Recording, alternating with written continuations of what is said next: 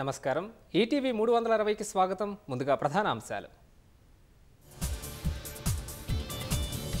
వరద ప్రభావిత ప్రాంతాల్లో కేంద్ర మంత్రి శివరాజ్ సింగ్ చౌహాన్ పర్యటన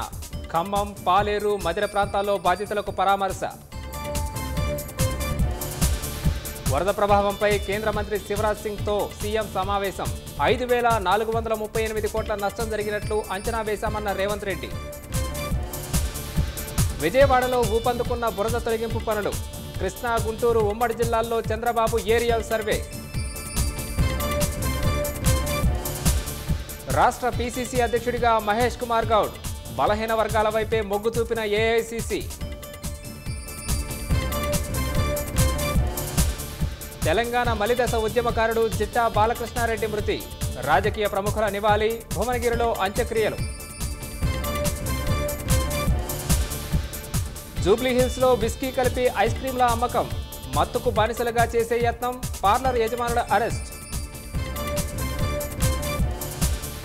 విరాళాల సేకరణలో దూసుకుపోతున్న కమలా హ్యారిస్